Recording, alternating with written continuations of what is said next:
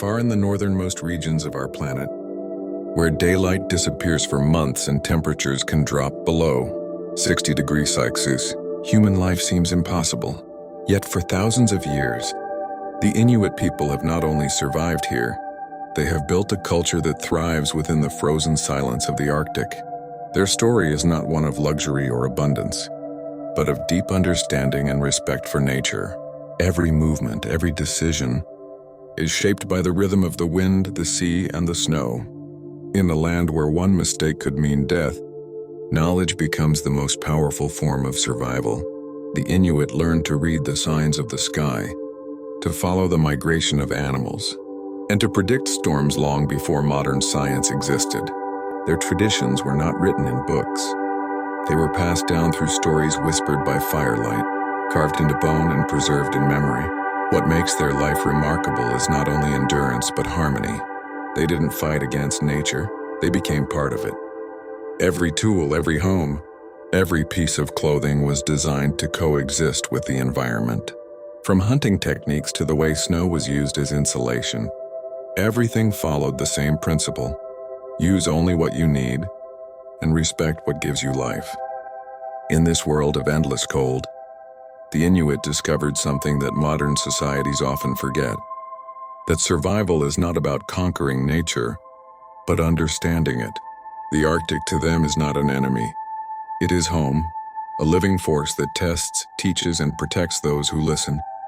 And so begins the story of a people who mastered one of the most unforgiving places on Earth, and not through power, but through wisdom. Every day in the Arctic begins with silence, a silence so deep it feels alive. The horizon stretches endlessly, covered in snow that glows with the faint light of a sun that barely rises.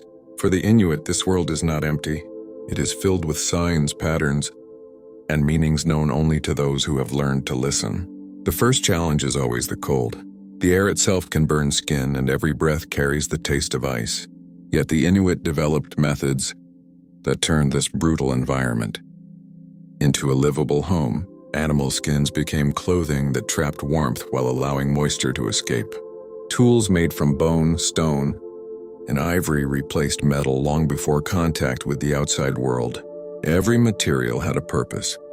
Nothing was wasted. Hunting defined life here. Seals, caribou, whales, and fish were not just food. They were the foundation of survival. The Inuit understood migration patterns, ice conditions, and sea currents with the precision of scientists. Each hunt was guided by ancestral knowledge and deep respect for the animal being taken. Taking more than necessary was unthinkable. The balance between life and nature had to remain unbroken. Inside their settlements, warmth and community replaced the isolation of the Arctic. Families gathered to share stories, repair tools, and teach the next generation the art of survival. Songs and myths carried wisdom, reminders that strength came not from dominance, but from unity and patience. To outsiders, this land might appear lifeless, but to the Inuit, every gust of wind, every crack in the ice, every shadow under the snow has meaning. Their life beneath the frozen sky is not just endurance. It is a living relationship with the planet itself. The Arctic teaches those who stay. Survival is not an act of defiance, but of understanding. When the wind howls across the frozen plains, survival depends not on strength, but on knowledge. The Inuit learned this truth over thousands of years, shaping their environment into an ally rather than an enemy. Their tools were more than inventions. They were extensions of wisdom, designed through generations of trial and error. One of their most iconic tools is the pana, a snow knife carved from bone or later from metal. It could slice through compacted snow with precision, allowing the construction of igloos that could withstand Arctic storms. Each tool had a story: harpoons for hunting seals through breathing holes, ulu knives used by women for skinning and preparing food, and sleds pulled by teams of loyal dogs that connected families across vast distances of white silence. Even their clothing was engineered for survival. Caribou fur provided insulation superior to modern materials, while sealskin boots kept feet dry during long hunts on ice. Every stitch was made by hand, following traditional patterns passed down like sacred knowledge. Nothing was left to chance. A small mistake in sewing could mean frostbite or worse. But the true brilliance of Inuit technology lies in its sustainability. They created everything from the land without damaging it. Bones, skins, and sinews were reused until nothing remained. Waste did not exist. Every part of an animal or resource found purpose. This deep respect for balance made Inuit life not only possible but harmonious. Modern scientists now study these traditional methods, recognizing how centuries-old designs achieve what technology often fails to: efficiency without exploitation. For the Inuit, innovation never meant conquering nature. It meant cooperating with it, learning its rhythm, respecting its limits, and surviving together. Their tools, humble yet perfect, remind us that true progress begins with understanding where we stand in the natural world. To most people, an igloo may seem like a simple snow hut, a cozy symbol of the Arctic seen in cartoons. But in truth, it is one of humanity's most brilliant architectural achievements.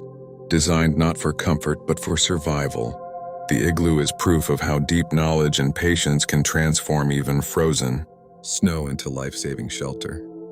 Built entirely from compacted snow blocks, an igloo's strength comes from its shape. The dome evenly distributes weight, allowing it to withstand fierce winds and even the weight of a polar bear. Inside, temperatures can reach plus 115 degrees, while outside it may be 45 degrees, all without fire, electricity, or insulation beyond the snow itself. The secret lies in physics. Snow traps air, creating one of nature's best insulators. Constructing an igloo is not guesswork. It is geometry in motion. Builders cut snow blocks with precise angles using a panna, stacking them in a rising spiral. Each block leans inward, forming a self-supporting dome. The final keystone block at the top locks the entire structure together, transforming fragile snow into solid architecture. Ventilation holes prevent suffocation, while a tunnel-shaped entrance traps cold air and keeps warmth inside. Even the inner surface slightly melts from human warmth, refreezing into a thin layer of ice that strengthens the walls. The more you live in it, the sturdier it becomes. To the Inuit, the igloo was more than shelter. It was a teacher. It demonstrated how intelligence and respect for nature could overcome the harshest conditions on Earth. Every snow block was a lesson in balance.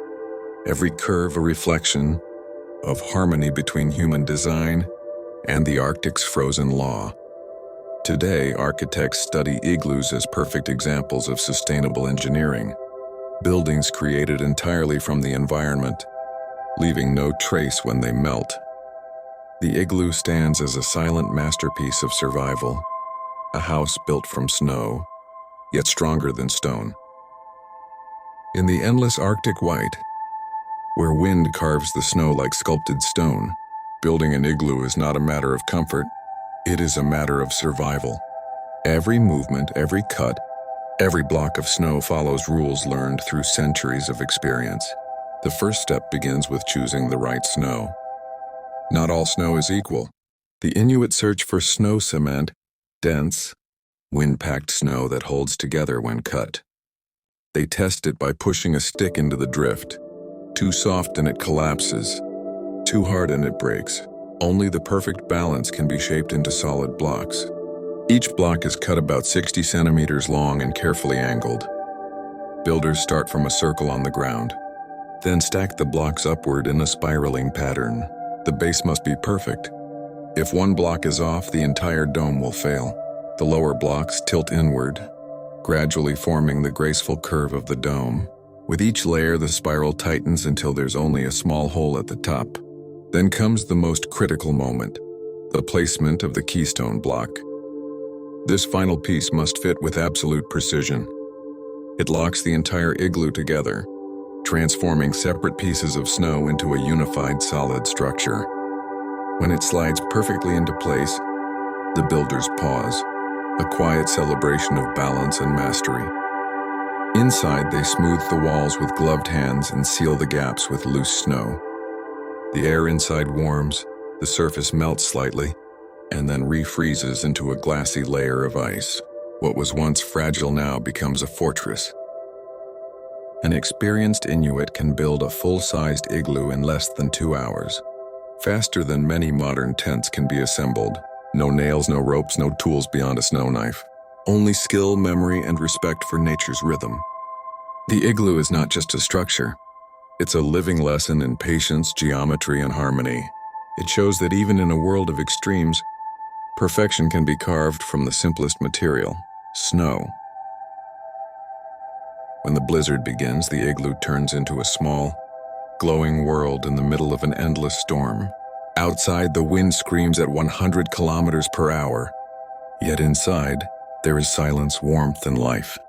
The entrance tunnel, barely high enough to crawl through, traps the cold air near the ground. Inside, the temperature rises from -40 to almost 0, simply from the body heat of the people inside. A single oil lamp, the qualic, made from carved stone and fueled by seal fat, provides light, heat, and a deep orange glow that dances across the curved walls. Every corner of the igloo has meaning. The lowest area near the entrance is for tools and boots. The raised sleeping platform is covered with animal skins: seal, caribou, and sometimes polar bear. The higher you sleep, the warmer the air. Families rest side by side, listening to the quiet hum of the wind above. Stories fill the space where the storm cannot reach. Elders tell the young about ancient hunts, about times when the sea ice stretched farther and spirits walked across the snow. Their words mix with the crackle of the lamp and the soft breath of sleeping children. Outside, the storm may last for days, but inside, time flows differently, slow, steady, and full of wisdom. The walls themselves breathe. When people talk and exhale, the moisture freezes and adds another layer to the dome, strengthening it further. What began as fragile snow becomes tougher with each night of living inside it. For many, the igloo is more than a shelter. It is a symbol of adaptation. It shows that survival is not about conquering nature, but about learning to live in rhythm with it. The people here do not fight the cold. They understand it, shape it, and even sleep within it. Outside, the aurora dances across the frozen sky, unseen but felt, a reminder that in this frozen world, even silence has a heartbeat. The language of ice and silence. In the Arctic, words are rare and silence is the truest form of communication. Hunters don't speak much. Not because they have nothing to say, but because the land itself is always speaking. Through the wind, the cracks in the ice, and the soft rhythm of the snow beneath their boots. A skilled hunter can read the frozen world the way a sailor reads the sea. A faint ripple in the snow reveals a hidden crack. The pattern of frost around a hole tells how long ago a seal surfaced for air. Even the pitch of the wind changes when it travels over hollow ice. A natural warning that danger lies beneath. Every sense becomes sharper out here. Eyes scan for subtle differences in texture. Ears listen for the quietest echo. Sometimes the only clue that a polar bear has passed nearby is a single broken ridge of ice or a faint musky scent carried by the breeze. Out here, missing one detail can mean never coming home. Communication between hunters happens without words. A tilt of the head, a raised hand, a shift in posture. When one man senses movement under the ice, the others instantly know. They have practiced this for generations, refining gestures that work even through a whiteout. Nature gives no second chances. The wind shifts, the ice cracks, and everything changes within seconds. That is why they move like a single organism, quiet, synchronized, patient. But this silence is not empty. It's filled with concentration, trust, and respect. The hunters understand something most people have forgotten. That true awareness begins when the noise stops. In this world, to survive means to listen, not just to the wind or the ice, but to the pulse of the earth itself.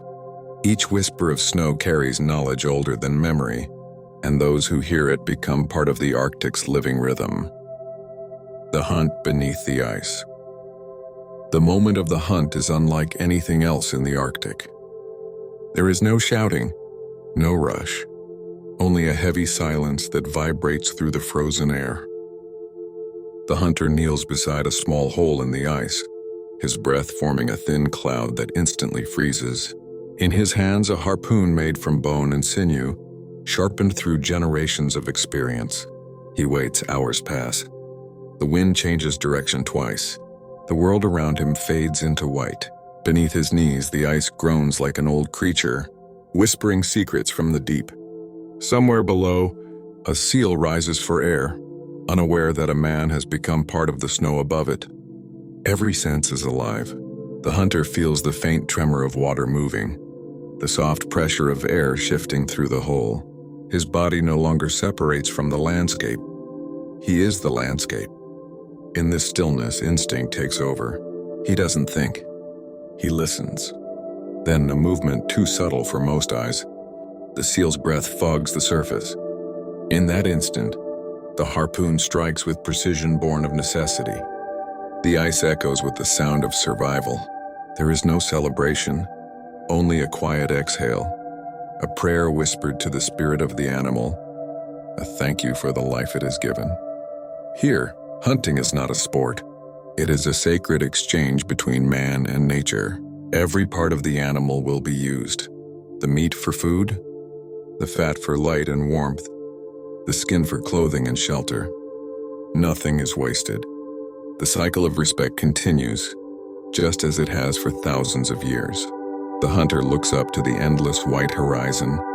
The aurora begins to stir again, flickering above him like silent fire. In that glow, the Arctic feels alive, vast and different, yet somehow watching. He gathers his tools, packs the sled, and begins the long journey home. Behind him, the frozen sea closes over the hole, erasing every sign of his presence. Only the memory remains, a small echo of man's quiet, harmony with the coldest place on earth. As the hunter returns across the frozen horizon, the Arctic stretches endlessly before him, silent, white, and eternal. Every breath he exhales turns into crystal dust that glows in the pale light.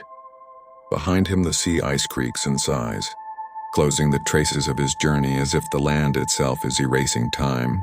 In this vast emptiness, every life carries a story, not written on paper, but carved into memory, carried through generations by word, rhythm, and silence.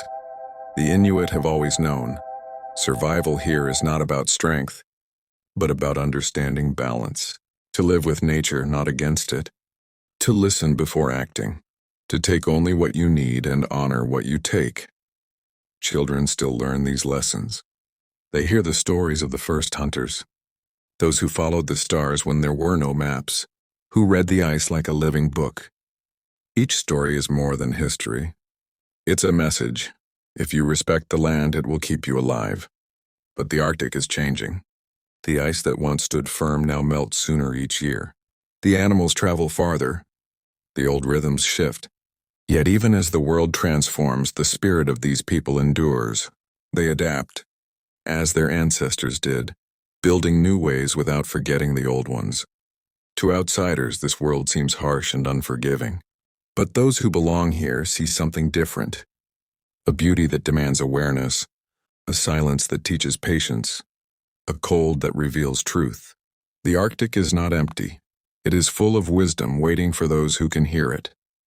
And so, when night falls and the northern lights ignite the sky, it's not just a spectacle of color. It's a reminder that humanity and nature have always been connected, that endurance is not merely survival but harmony. The hunter stands once more beneath the aurora, his face lit by green and violet flames. The cold bites, but he smiles because he knows he is part of something far older and greater than himself. The story continues, carried by the wind, glowing across the snow.